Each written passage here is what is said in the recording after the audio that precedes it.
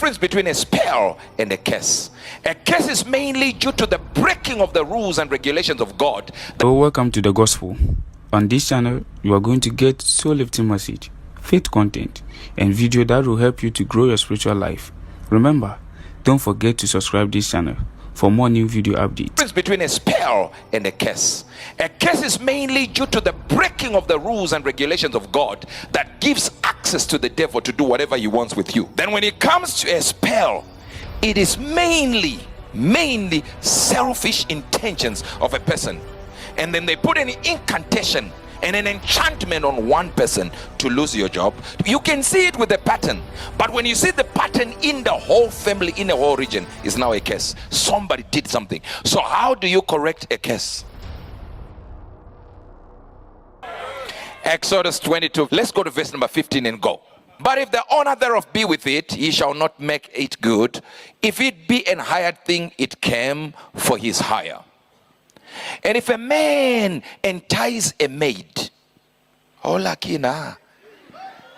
if a man woos a girl that is not promised to be married to anybody and sleep with her, he shall surely endure her to be his wife. Maybe you didn't hear me. If you lie to a girl that you are mine for life, then you should take that woman as your wife. That's what the Bible says. Now you can see how many wives you have. Yeah, here.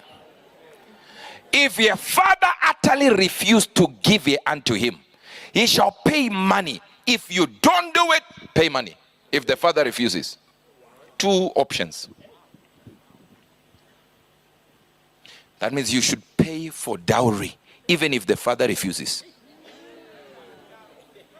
You see how many people you owe? 18 says, you should not suffer a witch to live.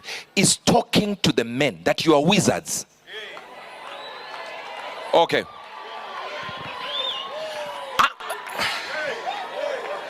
I'm trying to explain to you people. You see, your problem is you read verse number 18 and you started cursing your grandma, your auntie, an old woman in your village, and you thought that was a witch. According to the Bible, you promised to marry someone. You promised that you love this woman so much you will never leave her. The Bible says marry her or you're a witch. And according to the Bible, it says suffer not a witch to live. You must die. Notice the Bible says, and Mary was promised to be married to Joseph. That's it. Mary was promised to Joseph. That's it. Promised. And she's walking along as a woman promised by Joseph. They don't live together in the sense of. And an angel arrives and tells Mary, you are going to have a child. And then the angel goes to Joseph and said, don't divorce your wife. Wait a minute. She's not a wife. I just promised it. According to the gospel, she was already a wife. You're delaying to stay with her.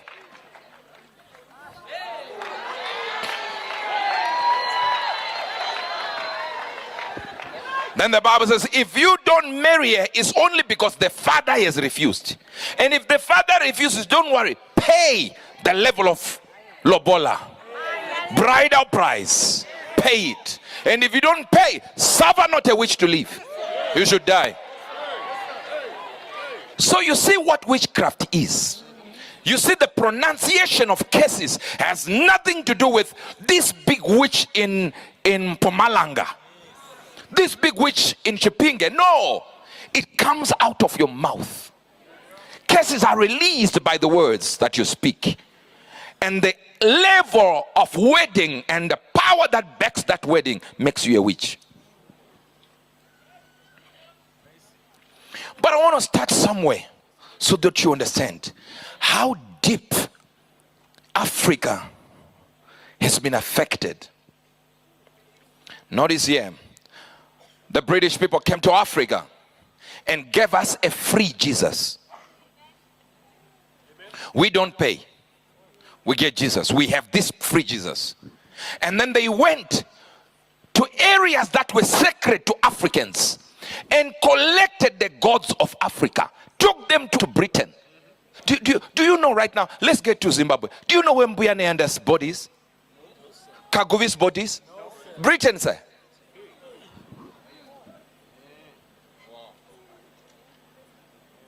Why is it that the white people saw it necessary to give us a free Jesus and took our gods?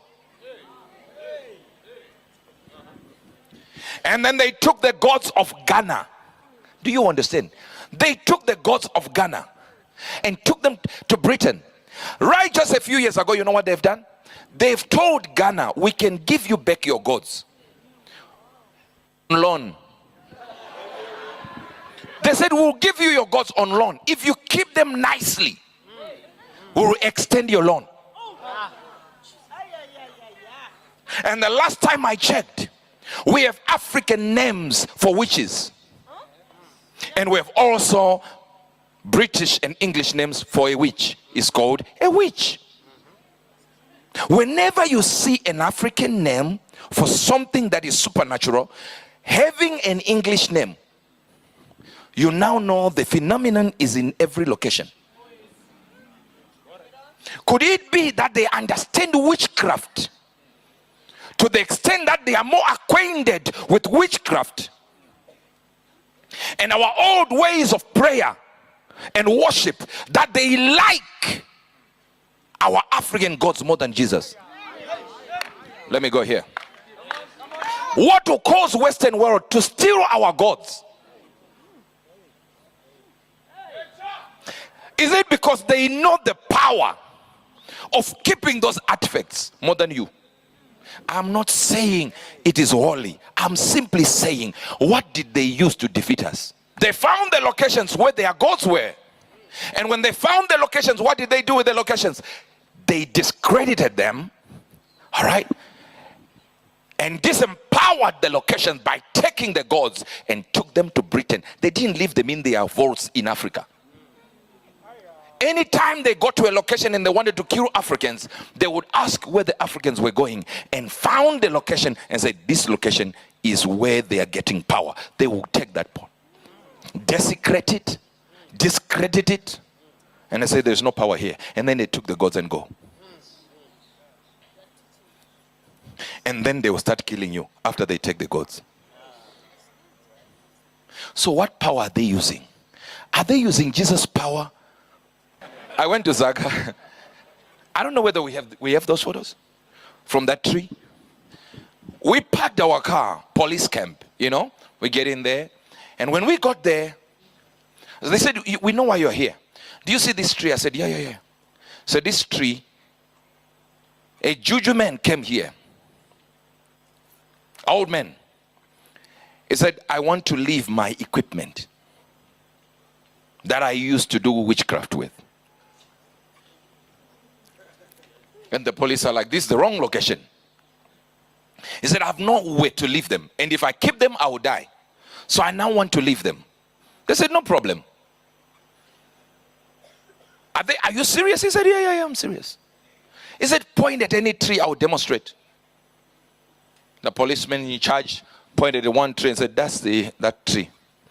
He started chanting some strange chant. I'm talking about just a few hours from here. I went there to the location. The tree you like, he says, I can measure the size of lightning that will hit anything. Technology from another world.